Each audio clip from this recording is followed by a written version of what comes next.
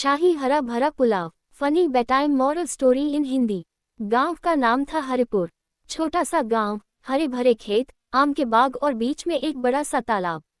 लेकिन इस गांव की सबसे खास बात थी वहां का मशहूर बावर्ची पंडित भोलेनाथ तिवारी।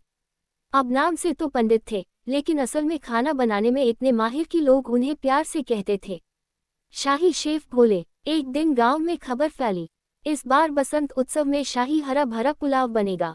बस फिर क्या था, पूरे गांव में हलचल मच गई। बच्चे खुश, बूढ़े उत्साहित और महिलाएं तैयारी में लग गईं।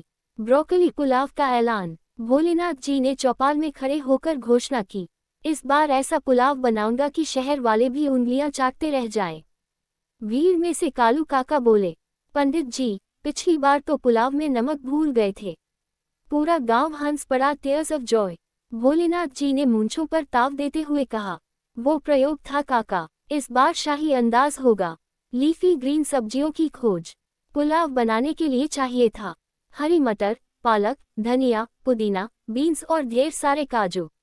लेकिन समस्या ये थी कि गांव में मटर खत्म हो चुकी थी। भोलेनाथ जी ने अपने दो सहायकों गुड्डू और मुन्ना को बुलाया, जाओ शहर से ताजी मटर लेकर आओ। गुड्डू बोला, पंडित जी, पैसे? भोलेनाथ जी खांसते हुए बोले, उधार लिखवा लेना, मेरा नाम काफी है। मैन रनिंग शहर की मजेदार यात्रा। गुड्डू और मुन्ना साइकिल लेकर शहर पहुंचे। दुकानदार ने पूछा, कितनी मटर चाहिए? मुन्ना बोला, इतनी कि पूरा गांव खा ले। दुकानदार हंस पड़ा, भाई, गांव कितना बड़ा है? गुड्डू ने अंदाजा लगाते हुए कहा, लगभग 500 लोग। दुकानदार बोला, तो 25 किलो ले जाओ। मुन्ना धीरे से बोला, पंडित जी ने तो 5 किलो कहा था। दोनों फिर हंस पड़े और 5 किलो मटर लेकर लौट आए। कुकिंग बड़ी तैयारी। बसंत उत्सव का दिन आ गया। चौपाल के बीच बड़ा सा देग, बड़ा बर्तन रखा गया। नीचे लकड़ियों की आग जल रही थी। भोलेनाथ जी ने तेल डाला। तेल गर्म हुआ तो उसमें डाले जीरा, तेजपत्ता, लौंग, इलायची। खुशबू फैलते ही लोग कहने लगे, वाह, अभी से महक आ रही है। भोलेनाथ जी मुस्कुराए, अभी तो शुरुआत है। अस्टोनिश्ड फेस, गड़बड़ की शुरुआत। जब चावल डालने की बारी आई तो गुड्डू बोला, पंडित जी, चावल धोए नहीं गए। भोलेनाथ जी घबरा गए, अरे, जल्दी धोकर लाओ। जल्दबाजी में मुन्ना चावल लेकर तालाब की तरफ भागा। वहां फिसल गया और आधे चावल पानी में गिर गए। मुन्ना बोला, अब क्या करें? गुड्डू बोला, जो बचे हैं वही ले चलते हैं, वरना पंडित जी डांटेंगे। कोल्ड स्वेट स्माइल पुलाव में ट्विस्ट। चावल कम थे। भोलेनाथ जी ने सोचा, अब क्या करें? तभी गांव की दादी अम्मा बोली, पालक ज्यादा डाल दो, हरा भरा लगेगा। बस फिर क्या था, पालक, पुदीना, धनिया इतना डाला गया कि पुलाव सच में हरा भरा हो गया।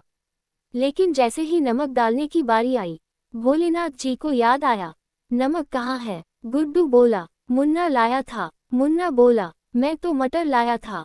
सब एक दूसरे को देखने लगे, टीयर्स ऑफ जॉय। सॉल्ट नमक का ड्रामा। तभी कालू काका दौड़ते हुए आए, ये लो नमक, मेरी घरवाली भेजी है। भोलेनाथ जी ने जल्दी जल्दी नमक डाला, लेकिन जल्दबाजी में नमक कुछ ज्यादा ही गिर गया। अब सब परेशान। थिंकिंग फेस, बुद्धि का इस्तेमाल। दादी अम्मा फिर बोली, थोड़ा उबला चावल और डाल दो, नमक संतुलित हो जाएगा। गांव के बच्चों ने घर घर जाकर चावल इकट्ठा किए। किसी ने एक कटोरी, किसी ने दो। सबने मिलकर मदद की। फिर से चावल डाले गए। धीरे धीरे खुशबू और स्वाद संतुलित हो गया। Fork and knife with plate, स्वाद का कमाल। जब पुलाव तैयार हुआ तो पूरे गांव में खुशबू फैल गई। पहली प्लेट कालू काका को दी गई। उन्होंने एक कौर खाया। सब सांस रोके देख रहे थे। फिर बोले, वाह, इस बार तो सच में शाही है। पूरा गांव तालियां बजाने लगा, हैंड्स क्लैपिंग, हैंड्स क्लैपिंग। बच्चे बोले, पंडित जी जिंदाबाद। भोलेनाथ जी गर्व से बोले, देखा, टीम वर्क का कमाल है। टीयर्स ऑफ जॉय, अंतिम मजेदार मोड़। तभी मुन्ना धीरे से बोला, पंडित जी, जो चावल तालाब में गिरे थे, उन्हें बतख खा गई। गांव के लोग हंस हंस कर लोटपोट हो गए। कालू काका बोले, अच्छा हुआ, नहीं तो बतख भी नमकीन हो जाती। ग्लोइंग स्टार कहानी की सीख, मॉरल। गलती होना स्वाभाविक है, लेकिन मिलकर समाधान ढूंढना सबसे बड़ी ताकत है। टीमवर्क से बड़ी परेशानी आसान हो जाती है। जल्दबाजी में काम करने से गड़बड़ हो सकती है। हंसी और सकारात्मक सोच हर मुश्किल को हल्का बना देती है।